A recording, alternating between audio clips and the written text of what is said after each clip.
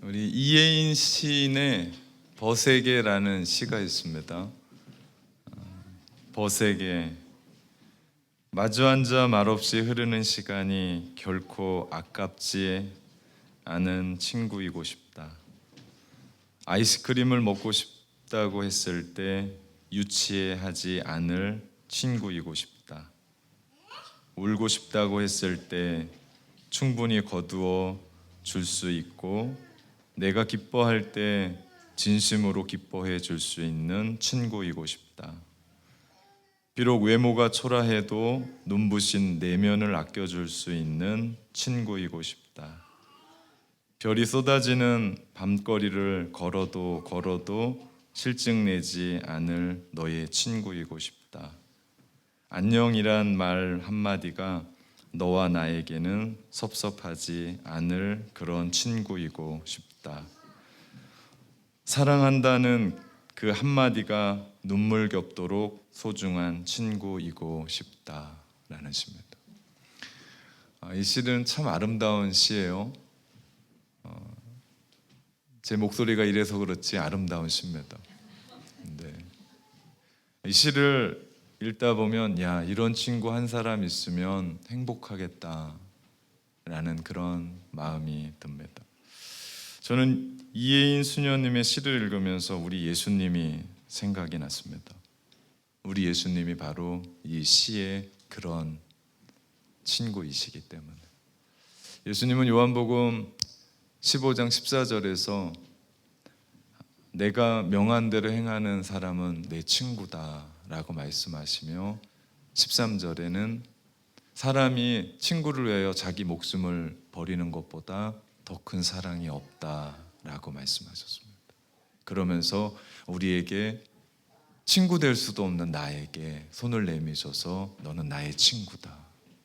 그러면서 나 대신 십자가에서 피 흘려 죽으심으로 말미암아 우리를 용서하셨습니다. 그 예수님의 십자가의 사랑으로 우리는 하나님과 친밀하게 됐어요. 원래는 죄로 말미암아 우리는 하나님과 원수되었던 사람들이었는데, 그 십자가에서 그 구속의 피 흘리심으로 우리는 하나님과 화목하게 되었고, 결국 우리는 하나님과 친밀한 관계로 오늘도 담대하게 하나님 앞에 그 보좌 앞에 나아가 우리는 이렇게 예배합니다. 예수님의 은혜죠. 제가 머리를 깎는 단골 미용실이 있습니다. 15년쯤 됐을까요? 다닌 지가. 전 뭐 이렇게 하나 맡으면 바꾸질 않습니다. 끝까지. 알바니로 이사 갔는데 제가 거기까지 달려갑니다. 이제는 전화해서 안녕하세요 하면 예 안녕하세요. 제 이름을 아직도 모르세요. 그런데도 예약을 잡아주세요. 그리고 제가 갑니다. 그분은 카톨릭 신자세요. 그래서 한동안은 제 머리를 손질해 주면서 한 30분, 40분 동안 필이 꽂히면 40분까지도 막 제 머리를 만지세요. 그러면서 신앙의 얘기를 그렇게 하세요. 예수님이 누구시고 하나님이 누구시고. 제가 되게 안타깝게 보이셨는 것 같아요. 믿음은 또 무엇이고. 그러면서 자기의 간증들을 막 이렇게 하세요. 저를 카톨릭 신자로 만드시려고 그랬는지. 그러면서 저는 머리를 깎으러 가면서 저는 한마디도 안 해도 돼요. 예, 그러시군요. 그러면 머리가 어느새 깎여져 있어요. 얼마나 그 머리 깎으러 가는 시간이 행복했던 시간인지 모릅니다. 그러면서 제가 성당에 다니는 분들도 이렇게 믿음을 고백하고 예수 그리스도의 보혈을 고백하고 믿음 좋으신 분이 있구나라는 것을 그분을 통해서 알게 됐습니다. 어느 날 한 10년쯤 지났을 때 그분이 저한테 한 가지 제안을 하시는 거예요. 이 머리 스타일은 꼭 목사님 스타일 같으니까 바꾸자고. 그분이 제가 목사인 줄 몰랐습니다. 그래서 제가 웃었어요. 뭐라고 그래요? 바꿔주십시오 할 수도 없고 웃었습니다. 근데 한 목사님이 저에게 머리를 어디서 깎냐고 묻길래 아무 생각 없이 제가 거기에 깎는다 그랬더니 추천을 해줬더니 이분이 가서 머리를 깎으러 갔는데 아불싸 가서 그냥 머리 깎아달라면 되는데 어제 오셨던 그 목사님 스타일로 깎아주세요 그렇게 얘기를 한 거예요. 아니 얼굴이 다른데 머리가 똑같다고 똑같은 사람이 될 수가 없잖아요. 그냥 깎아달라고 그러죠. 그래서 제가 목사인 게 밝혀졌습니다. 그 다음부터는 이분이 말씀을 안 하세요. 그냥 머리만 깎으세요. 30분 40분 동안 아무 말씀을 안 하세요. 그냥 제가 머리 깎으러 가는 게 이제 재미가 없어졌습니다. 그런데 작년 1월에 저희 교회에 두 커플이 결혼식을 했어요. 그때 제가 그분에게 부탁을 드렸습니다. 결혼식이 있는데 제 머리를 좀 손질해 주면 안 되겠니? 사진에 나온 사람들. 그랬더니 그분이 흔쾌히 알겠다고. 그래도 일찍 나오셔서 1시간 동안 제 머리를 만져주셨어요. 주례자인데 살짝만 만져주시면 된다고 그랬는데 새신랑을 만들어 놓은 거예요, 저를. 너무 당황해서. 감사하죠. 그리고는 머리 손질에 대한 비용을 받지를 않으시는 겁니다. 한사코. 제가 말씀드렸습니다. 이러시면 안 된다고. 저는 제가 일반 비용보다 더 낼 걸 생각하고 갔는데 받질 않으시는 거예요. 그러면서 그분이 그런 얘기예요. 저도 결혼하는 젊은이들에게 하나님의 사랑을 흘려보내고 싶습니다. 아주 감동이었습니다. 그분의 나이가 중년을 넘어 이제는 노년 손주들이 있는 분이세요. 그런데도 저는 그분과 친구처럼 친밀감이 생겼습니다.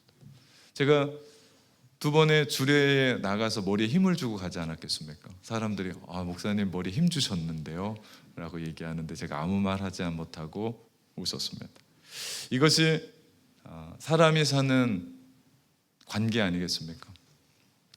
이 친밀감은 사람과 사람 사이에만 존재하는 것이 아니라 하나님과 우리 사이에도 그대로 존재합니다. 하나님은 모세에게 나의 벗이라고 말씀하세요. 그러면서 출애굽하고 그 광야의 삶을 살면서 장막 성전이 있었거든요. 움직여가는 그곳에서, 그 지성소에서 우리 모세는 늘 하나님과 대면하고 대화를 나눴습니다. 그것을 제일 부러워했던 사람이 있었습니다. 그 사람이 모세의 수종자였던 눈의 아들 여호수아입니다. 늘 그가 회막에 들어가서 하나님을 만나고 돌아오는 그 자리에 모세를 기다렸던 여호수아. 모세가 죽고 나서 모세의 후임으로 여호수아가 등극합니다. 민족의 대지도자였던 모세의 뒤를 잇는다는 건 여간 불편하고 두려운 일이 아니었을 겁니다. 그 마음을 알았던 하나님께서 여호수아에게 이런 약속을 하세요. 여호수아 1장 5절에 보면 내 평생에 너를 능히 대적할 자가 없으리니 내가 모세와 함께 있었던 것과 같이 너와 함께 있을 것이다. 하나님이 여호수아에게 얘기한 거예요. 내가 모세와 함께 그렇게 친밀했던 것처럼 내가 너와도 친밀하겠다. 그러면서 여호수아는 가나안 정복 전쟁을 승리로 이끕니다. 하나님과의 친밀감, 하나님과의 친구됨, 이것은 우리의 인생의 모든 겁니다. 신앙생활의 모든 거죠. 우리가 하나님과 친하잖아요. 친밀하잖아요. 그것이 우리의 인생의 복입니다. 우리가 하나님과 친밀하면 친밀할수록 우리의 인생의 길은 열리고요. 하나님과 친밀하면 친밀할수록 우리의 삶에 꼽히는 하나님의 역사는 놀랍죠. 그렇기 때문에 하나님과 친밀함, 이건 복입니다. 이거는 행복이죠.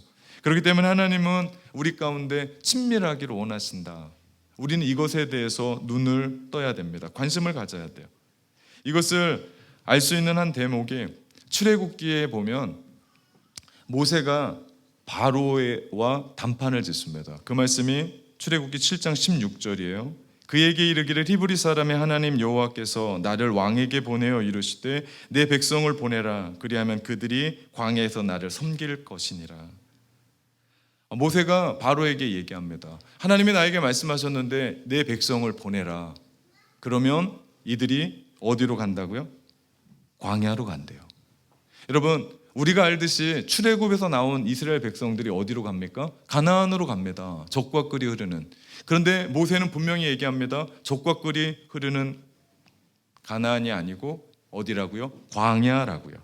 하나님은 이스라엘 백성들이 가나안으로 들어가기 전에 처음부터 광야에서 하나님을 섬길 거다. 무슨 얘기입니까? 광야에서 하나님을 친밀히 만날 거다라고 약속하십니다. 이유가 있습니다. 하나님과 관계도 맺지 않은 상황에서 젖과 꿀이 흐르는 그 땅에 들어가면 그것은 축복이 아니라 저주가 될 것을 주님은 아셨기 때문입니다.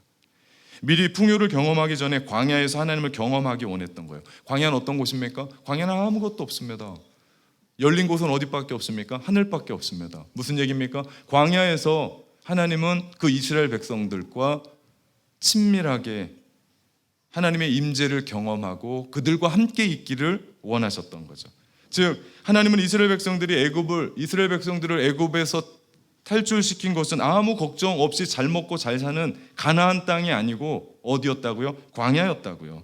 광야로 인도하셔서 하나님을 더 사랑하고 하나님의 백성, 하나님을 섬기는 사람들을 알고 그곳에서 하나님의 뜻을 경험하고 하나님의 음성을 듣고 하나님과 더 친한 관계를 맺기를 원하셨던 거예요. 여기에서 우리는 영적인 삶의 원리를 발견합니다. 그것은 우리가 예수 믿고 나서 아무 걱정도 없고 염려도 없는 젖과 꿀이 흐르는 가나안으로 하나님이 인도하시는 것이 아니라 바로 광야라는 거죠. 여러분, 우리 인생 살아가는 이 삶이 광야 아닙니까? 눈물이 있고 아픔이 있고 고난, 이것이 광야를 압축한 거 아니에요? 여기 눈물 없는 인생이 있어요? 아픔이 없는 사람이 있습니까? 고난이 없는 인생이 있습니까? 예, 이 모든 것이 인생의 광야일 겁니다. 광야, 히브리어로 말하면요, 미르바르입니다. 미는 프롬이라고 하는 어디로부터, 그리고 다바르라는 뜻은 말씀입니다. 다시 말하면 광야는 하나님의 말씀하시는 곳. 그 광야에 들어가면 하나님과 친밀한 가운데 경험하면서 하나님의 말씀을 듣는 거예요. 여러분, 우리가 하나님과 친밀하지 않으면 말씀을 들을 수가 없습니다. 하나님과 친구 되지 않으면 그분의 말씀을 들을 수 없어요. 우리 인생의 광야, 아픈 그 광야, 힘든 그 광야, 눈물 나는 그곳에서 그냥 내 인생이 루저가 되는 것이 아니라 그곳에서 하나님의 음성이 들려진다니까요. 그곳에서 하나님의 마음이 들려진다니까요. 그곳에서 내가 왜 이 광야를 겪고 있는지에 대한 이야기를 보게 된다니까요. 광야 생각하면 사람들은 쓸모없는 땅이라고 얘기합니다. 그런데 하나님의 모든 사람들은 그 광야를 통과했고 그 광야를 지나갔습니다. 그곳에서 하나님의 사람으로 하나님의 친밀함으로 빚어지면서 그분의 마음을 안고 그들은 광야를 통과하고 하나님의 위대한 일들을 이루어 갔던 거죠. 인생의 광야, 여기에는 분명한 영적인 의미가 있습니다. 우리 함께 노래했으면 좋겠습니다.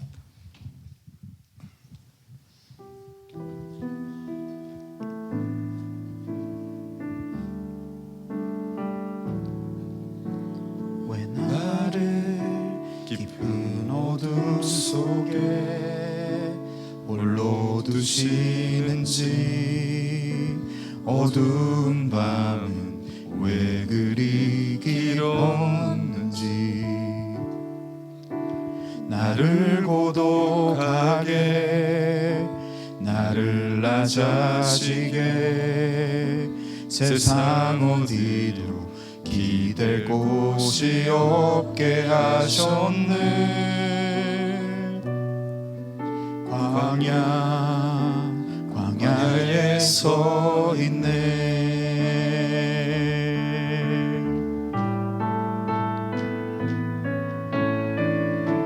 주님만 내 도움이 되시고, 주님만 내 빛이 되시는, 주님만 내 친구 되시는 광야.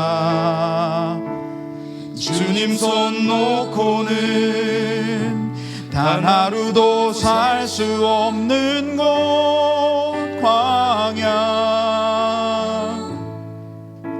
광야에 서 있네. 주님만 내 도움이, 주님만 내 도움이 되시고, 주님만 내 빛이 되시는, 주님만 내 친구 되시는 광야.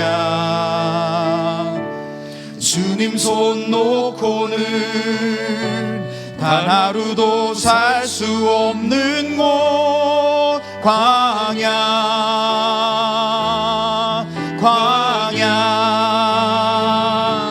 주께서 나를 사용하시려 나를 더 정결케 하시려 나를 택하여 보내신 그곳 광야 성령이 내 영을 다시 태어나게 하는 곳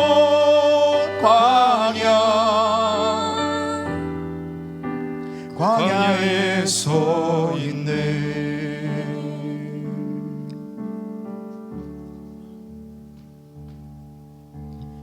내 자가 산산이 깨지고 높아지려 했던 내 꿈도 주님 앞에 내려놓고 오직 주님 뜻만 이루어지기를 나를 통해 주님 만들어 나시기를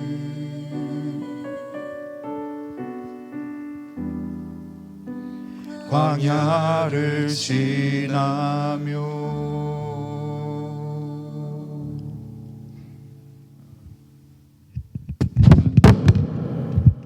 하나님은 그 광야를 통해서 우리를 더 깊이 만나시고 더 친밀하게 우리 가운데 더 다가오실 때 비로소 적과 꿀이 흐르는 가나안은 우리에게 축복이 되는 줄 믿습니다. 여러분 인생 가운데 그 광야 그 속에서 하나님을 만나요. 그래야 그 광야가 의미가 있습니다. 그렇지 않으면 우리의 신앙은 삼류 심팍으로 끝납니다. 근데 그곳에서 주님 만나게 될 때 주님이 왜 부르셨는지에 대한 그 친밀함 속에 우리가 들어갈 때 그 광야는 진정 주님이 준비하셨던 주님과의 친구됨, 벗됨, 친밀한 관계 속으로 들어갈 수 있게 되죠. 오늘 본문에 보면 시편 25편 14절 여호와의 친밀하심이 그를 경외하는 자들에게 있으며 그의 언약을 그들에게 보이신다라고 말씀합니다. 하나님의 친밀하심이 우리 가운데 가까이 있대요. 그래서 하나님은 언약을 통해서 우리 가운데 다가오기를 원하십니다. 하나님은 우리와의 관계 속에서 친밀하기를 원하세요. 그런데 문제는 우리입니다. 하나님은 그렇게 가까이 다가오시는데 우리는 선을 그어요. 여기까지. 참 그런 부분을 많이 보고 안타깝습니다. 하나님은 더 가까이 나오시는데 내가 선 그는 거기까지, 내가 아는 거기까지, 내가 배운 거기까지 주님을 용납하지 않습니다. 그런데 주님은 우리 가운데 계속해서 친밀한 가운데 들어오도록 더 가까이 들어오도록. 왜요? 그러면 우리 주님은 아브라함에게 보여주셨던 것처럼 내가 아브라함에게 속일 게 있겠냐, 감출 게 있겠냐, 그러면서 아브라함을 통하여 큰 대국을 만들 거고 소돔과 고모라가 멸망할 것을 이야기하면서 아브라함이 기도로 나갔던 것처럼 우리가 하나님과 친밀하면 친밀할수록 하나님이 우리 가운데 말씀해 주시는 것은 너무나 깊고 그 맛을 맛보고 살아갈 때 신앙은요 깊어집니다.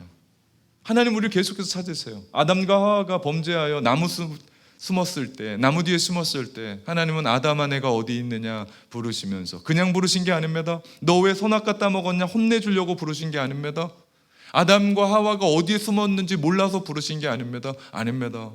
주님은 가죽옷을 준비시키시며 너희의 수치와 부끄러움을 가려주겠다라고 말씀하시면서 그들을 찾으신 거죠. 무슨 얘기입니까? 나와 교제하자. 나와 더 가까이 나오라. 오늘 우리에게도 말씀하시는 거 아닙니까?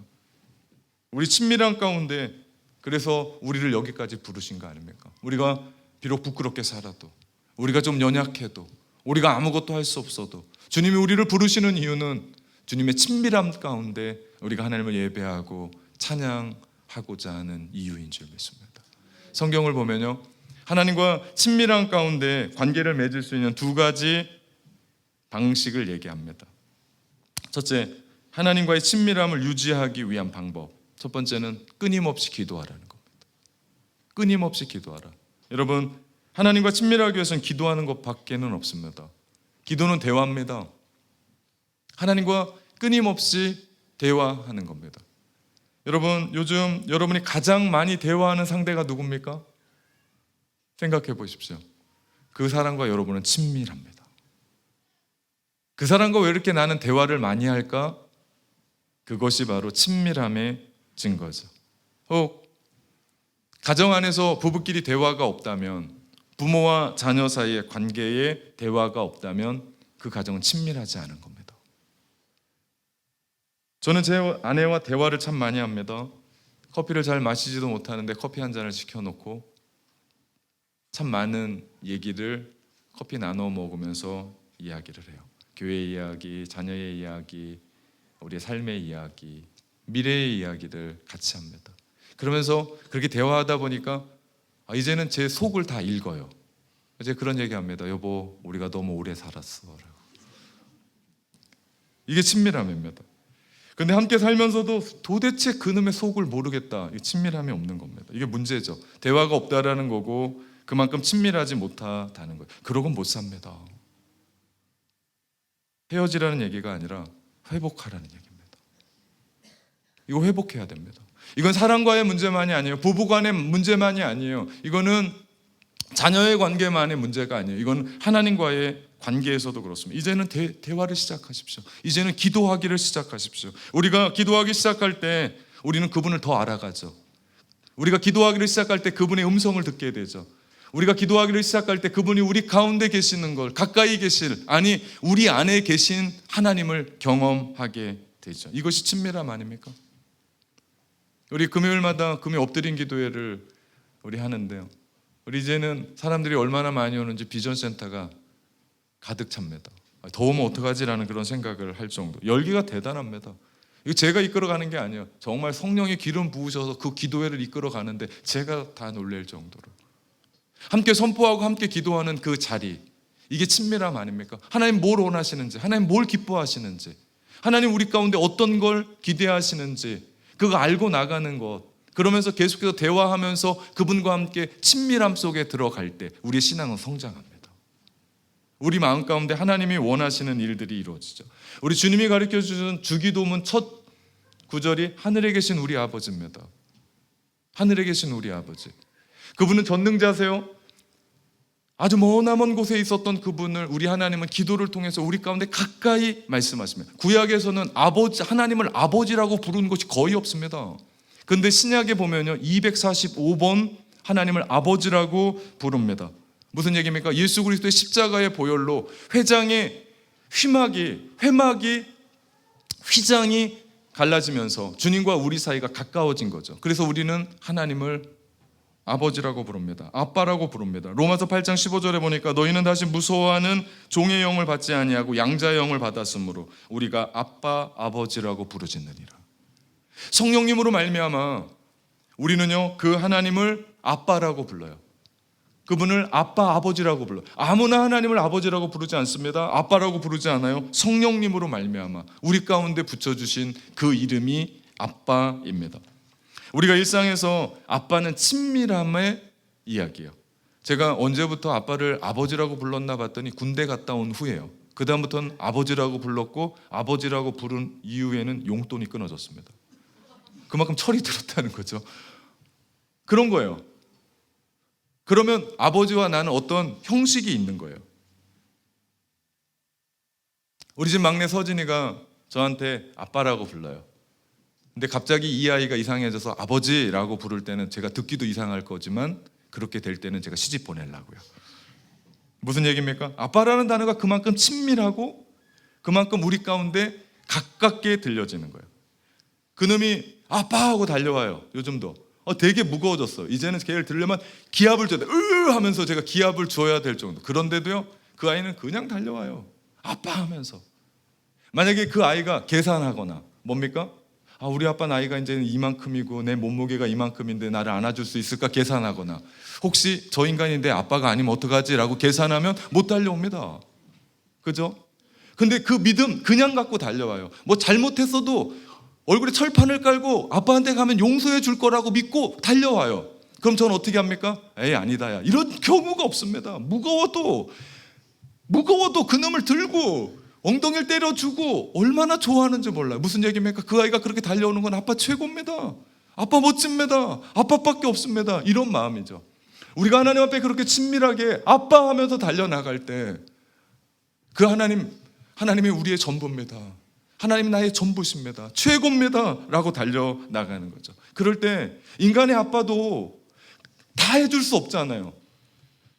제가 어떻게 그 아이 다 책임집니까? 그럼에도 불구하고 내가 다 해주고 싶다는 마음이 드는데 우리 하늘 아빠가 아빠하고 달려나가며 기도하는 그들에게 뭘 더 못 해주겠습니까? 십자가에서 독생자 아낌없이 우리 가운데 주신 그 아빠가 우리가 기도하면서 하나님 친밀하고 싶다고 이야기할 때 그걸 그러냐? 너에게 그거 필요하냐? 네가 그것 때문에 고생하냐? 내가 그거 없어서 안타까워하냐? 그러면서 우리 가운데 부어주시고 우리를 이끌어주시고 길을 열어주시고 우리의 삶 가운데 회복시켜주시고 치유하시고 그게 우리 아빠 아닙니까? 이게 우리가 하나님과 함께 가는 친밀함 아닙니까? 제가 설교 서두에 이야기했던 그 미용사 그분, 저는 그분의 이름을 모릅니다. 그런데도 15년 같이 있으니까 친밀해지더라고요. 저는 우리 공동체 성도들 한 사람 한 사람과 교제하면서 저는 지금까지 허투루 누군가를 만나고 대화하고 이야기해 본 적이 없습니다. 이름도 모르는 그분과도 친구처럼 친밀한데 한 사람 한 사람과 대화하고 그들의 마음을 이야기하고 신방 가면 안 아픈 사람들이 없습니다. 다 눈물의 아픔을 가지고 있어요. 새벽을 깨우며 그들을 향하여 함께 기도할 때 여러분 그거 아십니까? 이것이 우리의 친밀함이라고. 무슨 얘기하지 않아도 그냥 얼굴만 봐도 그 사람과 내가 함께 가지고 있는 하나님과 우리와의 관계가 바로 그 기도를 통해서 아빠 하고 달려나가는 그 모습을 통해 아빠 최고입니다. 이럴 때 우리가 하나님과 친밀하게 된다고요. 기도함으로 그 쉬지 말고 기도함으로 뭡니까? 데살로니가전서 5장 17절에 있는 말씀처럼 그분과 날마다 대화하는 거예요. 하나님 이렇고요. 내 삶은 이렇고요. 내 자녀는 이렇고요. 나에겐 이렇고요. 운전해 나가면서도 내가 그분과 대화하는 거예요. 내가 누구를 만나러 가기 전에도 내가 그분과 함께 대화하는 거예요. 자연스럽게 내 안에 계신 그분께 그렇게 대화해 나갈 때 여러분 그 대화를 통해서 하나님의 임재를 맛보게 될 줄 믿습니다. 하나님과 친밀하십시오. 신앙생활하면서 그냥 일주일에 한번 교회 왔다가 끝나는 그런 신앙생활 말고 여러분의 삶의 그 자리에서 눈물이 있는 그 인생의 광야의 그 자리에서 하나님과 계속해서 교제하십시오. 계속해서 친밀하십시오. 계속해서 대화하십시오. 그럴 때 우리는 하나님과 더 친밀해져 있는 나 자신을 발견해 날 줄 믿습니다. 두 번째, 하나님과 친밀하기 위해서는 하나님의 말씀을 묵상하는 겁니다. 하나님과 친밀한 교제 가운데 한 가지 방법이 말씀을 통해 끊임없이 그분의 마음을 알아가는 거예요. 여러분 내가 누군가를 사랑하면요 그 사람은 알고 싶어요. 그 사람이 뭐 좋아하지? 어떤 음식을 좋아하지? 어떤 스타일을 좋아하지? 그러면서 그 사람을 알아가면서 그 사람을 맞춰가자. 역시 마찬가지입니다. 우리가 하나님과 친밀하기 위해서는요 그분의 마음을 알아가는 거예요. 그분의 생각을 알아가는 겁니다. 그분이 뭐 좋아하시는지를 알아가는 거예요. 우리 모두는요 하나님의 말씀으로 거듭난 사람들이에요. 베드로전서 1장 23절에 보니까 너희가 거듭난 것은 썩어질 씨로 된 것이 아니요 썩지 아니할 씨로 된 것이니 살아있고 항상 있는 하나님의 말씀으로 되었대요. 하나님의 말씀으로 우리가 거듭났습니다. 그런데 거기서 끝이 아니에요. 우리는 하나님의 말씀으로 구원받은 후에도 여전히 하나님의 말씀이 우리를 이끌어가요. 디모데후서 3장 15절 말씀에 보니까요 또 어려서부터 성경을 알았나니 성경은 능히 너로 하여금 예수 그리스도 안에 있는 믿음으로 말미암아 구원에 이르는 지혜가 있게 하려 함이라 말씀합니다.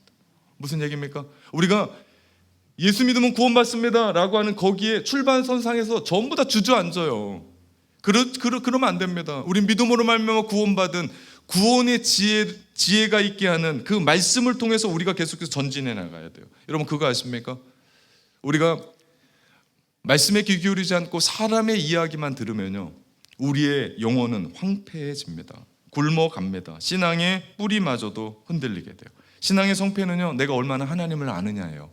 말씀을 통해서. 그래서 여러분이 이렇게 듣는 거고요, 여러분이 읽는 거고요, 그래서 공부하는 거고요, 그래서 여러분이 암송하는 겁니다. 어떤 분은 쓰는 분도 있어요. 잘하는 겁니다. 신앙생활의 성패가 그 안에 있어요. 우리가 말씀으로 하나님과 함께 지속적으로 교제할 때 그분과 친밀해집니다. 왜요? 내가 그분을 알아가기 때문에. 이것이 하나님이 원하시는 거구나. 이것이 하나님이 뜻하시는 거구나. 거기에 하나님의 마음이 있구나. 그러면서 그 마음들을 우리 가운데 집어넣고 그 말씀대로 살아가는 거죠. 시편 1편 1절에 보니까 복 있는 사람은 하나님의 말씀을 즐거워하여 주야로 그 말씀을 묵상하는 자라고 얘기합니다. 주야로 하나님의 말씀을 늘 묵상하는 사람, 이 사람이 하나님과 친밀한 사람 아닙니까? 우리가 어떤 사람을 알면 알수록 더 친밀해지는 것처럼, 알면 알수록 차도 마시고 식사도 같이 하고 만남의 기회가 자주 있고, 차만 마시고 식사만 하는 게 아니잖아요. 함께 대화하고 그 사람의 마음을 알아가듯 우리 하나님과 함께 그 말씀을 통해서 그분을 알아가는 거예요. 그러면 우리는 어떻게 됩니까? 더 친밀해지죠. 그분을 더 알게 되는 겁니다. 시편 속의 시인들이 어떻게 하나님의 말씀을 사모하게 됐는지에 대해서 간증을 하는데 두 가지로 나눠볼 수 있습니다. 첫째, 그들은 하나님의 말씀으로 위로를 받았습니다. 시편 119편 50절에 보니까 이 말씀은 나의 곤란 중에 위로라, 주의 말씀이 나를 살렸다라고 말씀합니다. 우리 인생은 곤란한 일이 너무나 많습니다. 힘든 일들이 한두 가지가 아니에요. 나의 힘으로 어떻게 할 수 없는 일들이 너무나 많습니다. 그렇다고 그냥 덮어놓고 갈 수가 없어요. 그런데 시편의 시인들이 하나님의 말씀을 찾고 찾았던 이유가 하나가 바로 그 말씀이 나에게 위로를 주더라. 여러분 인생 가운데 어려움이 있습니까? 풀리지 않는 일들이 있습니까? 힘듭니까? 복잡합니까? 하나님의 말씀으로 위로받기를 주님의 이름으로 축복합니다. 그렇기 때문에 여러분 어려우면 어려울수록 교회를 나와야 돼요. 많은 사람들이 어려우면 교회를 안 와요. 왜? 그 말씀을 내가 어떻게 듣냐? 아니에요. 그 말씀을 들어야 돼요. 어려우면 어려울수록 성경을 펴야 돼요. 내 눈에 아무것도 안 들어옵니다. 아닙니다. 하나님이 여러분 가운데 꼭 말씀해 주세요. 그럴 때 그 말씀이 우리 가운데 위로가 되고 그 위로로 일어날 수 있죠. 우리 마음 가운데 힘든 사람들을 보면 가끔 사람들을 찾아가요. 사람들 찾아가서 뾰족한 수가 있던가요? 더 상처만 받지, 더 마음만 아프지, 더 공고해지지. 우리가 하나님 앞에 나아갈 때 하나님이 우리 가운데 말씀해 주시고 그 말씀으로 우리 가운데 위로를 부어주시니 우리가 살아나는 겁니다. 두 번째, 시인들이 하나님의 말씀을 사모하게 된 이유는요, 그 말씀으로 지혜를 얻었기 때문입니다. 우리 세상 살아가면서 진짜 필요한 것이 지혜 아닙니까? 동일하게 119편 98절에 보면 주의 계명들이 항상 나와 함께하므로 그것들이 나의 원수보다 지혜롭게 한다고 얘기합니다. 인생 살면서 나쁜 사람들이 얼마나 많습니까? 그들을 성경은 원수라고 얘기해요. 여러분, 원수가 나를 해치려고 함정을 팠으면 그걸 어떻게 합니까? 어디에 팠는지 어떻게 팠는지 그걸 어떻게 합니까? 그런데 오늘 말씀은 뭐라고요? 하나님의 말씀이 그 원수보다 뭐하게 한다고요? 지혜롭게 한다고요. 이 놀랍지 않습니까? 저만 놀란 것 같아요. 이 진짜 놀라운 말씀이에요. 이 말씀을 보면 어떤 얘기가 됩니까? 문제 해결의 지혜. 정말 답이 없는데 하나님이 우리 인생 가운데 문제 해결의 지혜를 어디에서부터 주더라? 말씀으로부터 주더라. 99절 보면요, 내가 주의 증거들을 늘 읊조림으로 내 명철함이 나의 스승보다 낫다라고 얘기합니다. 스승보다 지혜롭게 된다. 여러분, 나를 가르친 스승을 어떻게 뛰어넘습니까? 그런데 하나님의 말씀 가지고 살아가면 무슨 얘기입니까? 지식 이상의 지혜를 하나님께서 주신대요. 그래서 우리 가운데 지혜롭게 하시며 그 삶으로 하나님과 더 친밀하게 살아간다. 100절 말씀에 보면요, 주의 법도를 지킴으로 나의 명철함이 노인보다 나으니라. 여러분, 노인보다 지혜롭대요. 산전수전 다 겪은 그 나이 드신 백발의 노인보다 어떻게 우리가 노하우가 더 많을 수 있습니까? 그런데 하나님의 말씀은 경험 이상의 지혜를 우리 가운데 주신다. 하나님의 말씀을 우리가 받고 우리가 그 말씀으로 우리가 살아갈 때 인생 살아가는 지혜뿐만 아니라 우리의 인생을 여는 지혜가 여기에 있더라. 그래서 시편의 기자들이 어렵고 힘들 때마다 하나님의 말씀을 찾아갔었던 이유는 그 말씀, 하나님과 가까이 할 때 하나님이 우리 가운데 주셨던 위로가 있었고 그들에게 주셨던 하나님의 지혜가 있었기 때문입니다. 하나님과의 친밀함. 좋은 친구로 연결해주는 방법이 바로 기도와 말씀이었습니다. 이 두 날개로 하나님과 친밀해지며 그 친밀함 가운데 하나님의 은혜를 누리시기를 주님의 이름으로 축복합니다. 사랑하는 참된 가족 여러분, 하나님의 좋은 친구가 됩시다.